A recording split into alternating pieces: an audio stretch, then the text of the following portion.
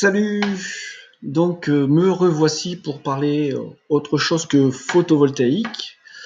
Il y a eu un nombre assez intéressant de viewers sur la vidéo que j'avais intitulée La destruction programmée de la France, avec pas trop de réactions finalement, des pouces vers le bas, souvent, trop souvent non commentés. Ça c'est un truc que je demanderais, c'est quand vous n'êtes pas d'accord avec ce que je dis, ou que vous avez envie de mettre un pouce vers le bas, expliquez pourquoi. Si c'est un désaccord si vous pensez que je dis des conneries, enfin quelle qu'en soit la raison, tout ça pour comprendre, pour m'améliorer éventuellement, parce que je peux être totalement dans l'erreur. Hein. Alors, cette vidéo en fait c'est suite à une demande.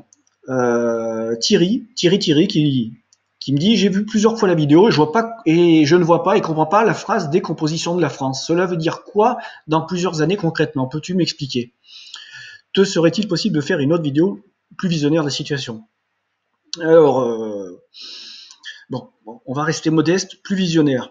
Alors déjà, je vais t'inviter Thierry, et puis peut-être les futurs viewers, euh, à te référer, pardon, à la vidéo que j'ai mis sur l'autre vidéo en lien, Pierre Hillard qui expliquait déjà en 2005 sur France Culture avant d'être censuré, boycotté. Donc Pierre Hillard qui est un universitaire et un chercheur, un scientifique, et qui était un spécialiste des traités de la construction européenne notamment et du mondialisme plus globalement. Donc Pierre Hillard expliquait déjà qu'en fait le but et l'objectif de l'Union européenne c'était d'éclater les États. Sur une échéance à durée indéterminée. Donc, je t'invite à suivre ce qu'il a dit. Déjà, tu pourras aller plus loin dans cette exploration, mais ce ne sera pas suffisant. Je t'invite encore et également à comprendre, à écouter ce qu'a à nous dire François Asselineau sur le sujet. C'est très intéressant. Alors François Asselineau, je le répète, qui avait fait une conférence devant les maires de France avant l'élection de M. Macron et qui avait prévenu de tout ce qui allait se passer si c'était M. Macron qui prenait les commandes du pays. Donc il se trouve que depuis que Macron est là, la moitié des maires de France envisagent de ne plus se présenter. La vision qu'avait eu M. Asselineau sur la politique de Macron était tout à fait justifiée. Il ne s'est pas planté sur ce qu'allait se passer. Alors maintenant, je vais aller un peu plus loin. On va parler d'un événement, je ne sais pas si je l'ai relayé. Le Bas-Rhin et le Haut-Rhin vont fusionner en une collectivité européenne d'Alsace. Voilà, donc tout est dit dans le titre. Autre chose tout à fait nouvelle que je voudrais vous incorporer à la vidéo, on va peut-être faire une recherche en direct. Assemblée, alors, et 50 députés français et allemands. On va voir si je tombe sur les bons mots-clés.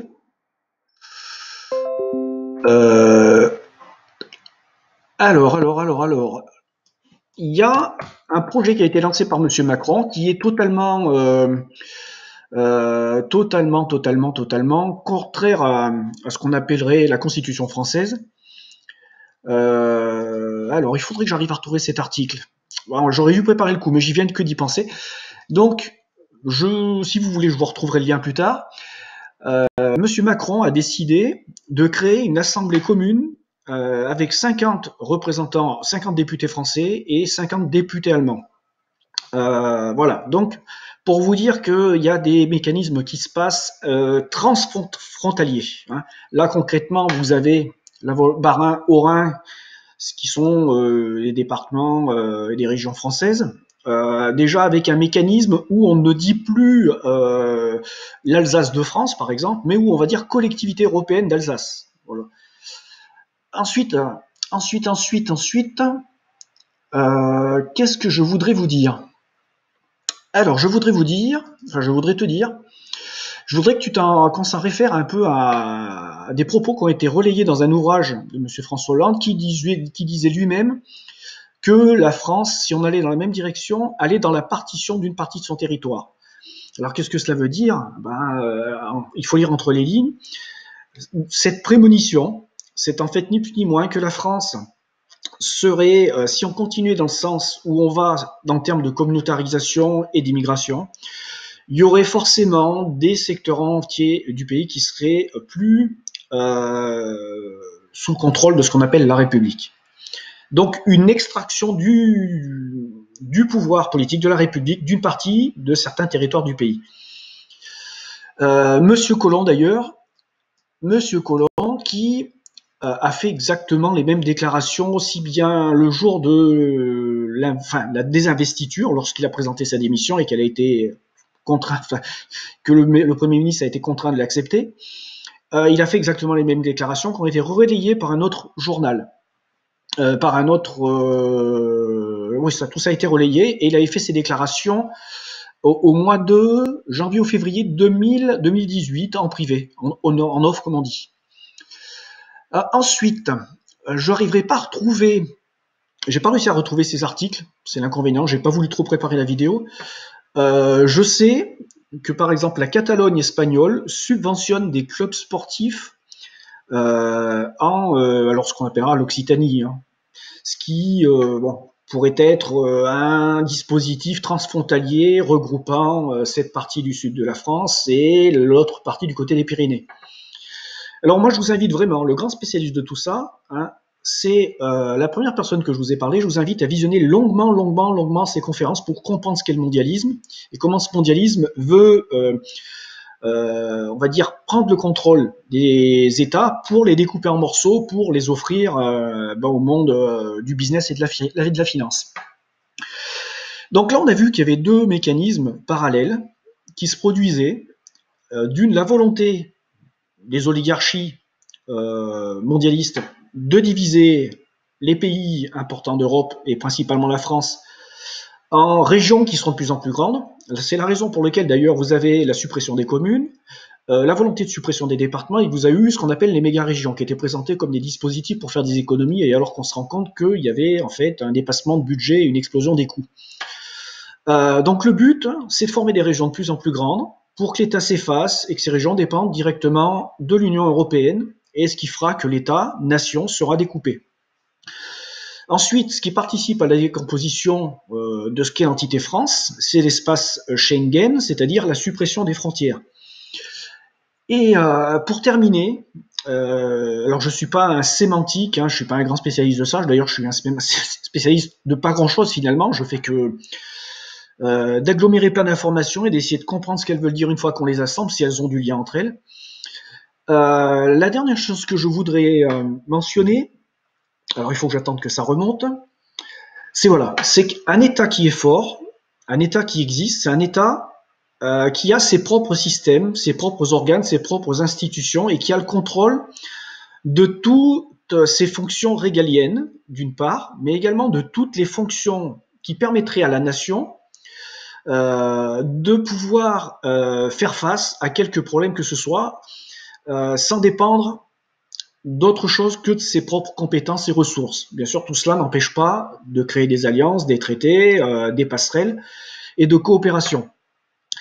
Et force est de constater que nous avons, depuis l'ère Sarkozy principalement, mais cela a commencé bien avant, nous avons ce qu'on appelle les privatisations. Donc les privatisations, c'est ni plus ni moins que la revente, d'ailleurs dans des conditions parfois un peu bizarroïdes, de ce qui appartient à l'État, c'est-à-dire à vous, à moi, à nous, à des entreprises privées. Donc vous pouvez